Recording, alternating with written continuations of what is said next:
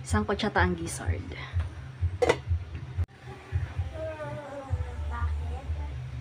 Oops, kulo na.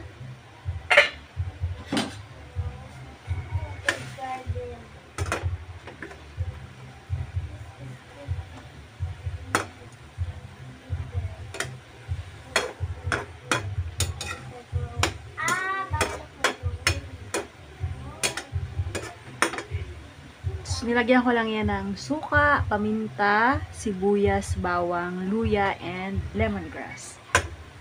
So, i-dry lang natin to before natin ilalagay yung pangalawang gata.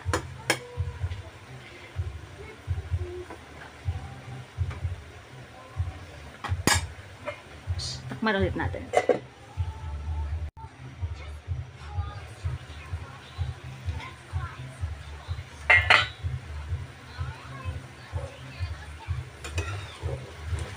Hindi pa siya masyadong dry, pero huwag na natin takpan. Ipa-dry na natin siya na naka-open.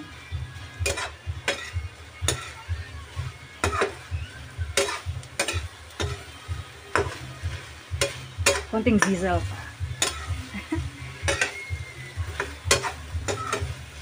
Ang bango.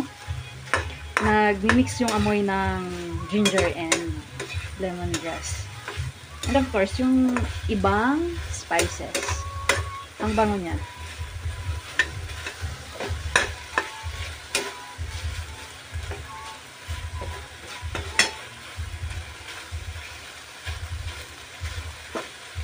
Ayan, may laurel pala tayo.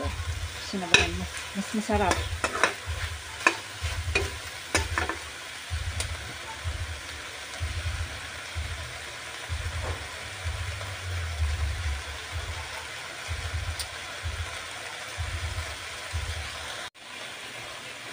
Dagdagan natin ng sa Bicol, balaw ang term. Lagyan natin. Then, add natin yung pangalawang gata.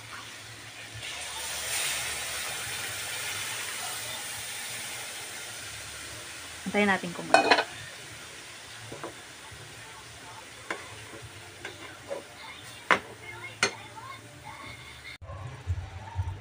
Ayun, kulo na siya. Konting halo tayo. This time, tanggalin na natin itong lemongrass. Para hindi na kumapit dito yung gulay natin. So, ito is lubi-lubi. Very known ito sa Bicol region. Dito sa amin. And ito is dahon ng kamuting kahoy. Lubi-lubi and dahon ng kamuting kahoy. So, ayan. Lagay na natin.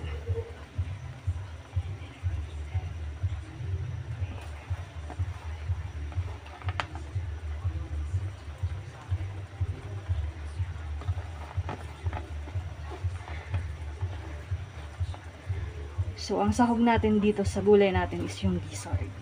Siya na yung magbibigay ng flavor.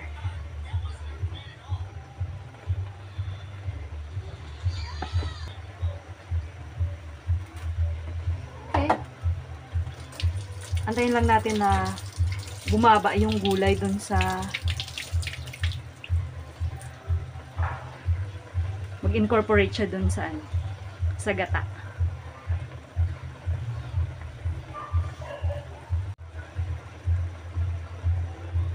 Mix natin ng konti.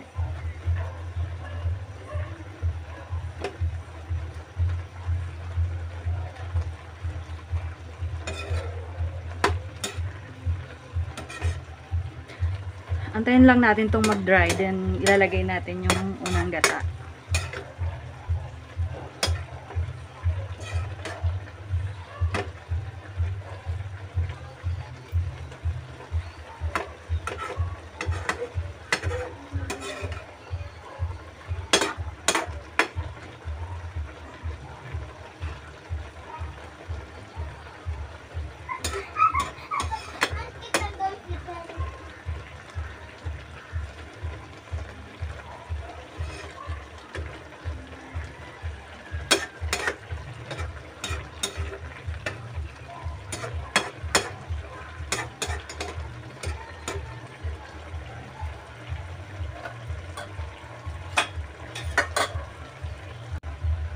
So, ito yung unang gata natin. Buhos na natin.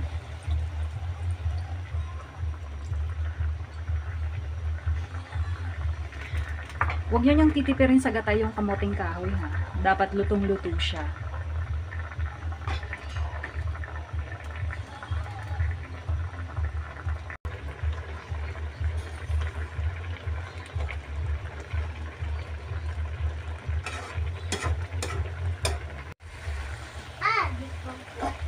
At this point guys, luto na to, pero mas gusto ko yung dry ang gulay ko. Nagda-dry na siya. So, ida-dry ko siya ng konti.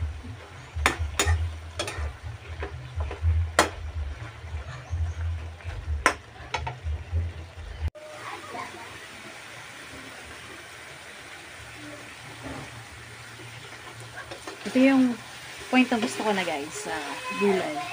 Yung nag-oil na yung ano niya. Yung gata niya, nag-oil na. Promise, masarap siya.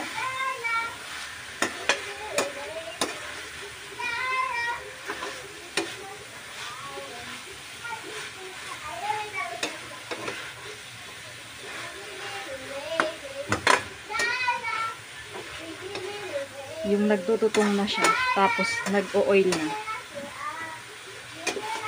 Yung gata niya, nag-oil na.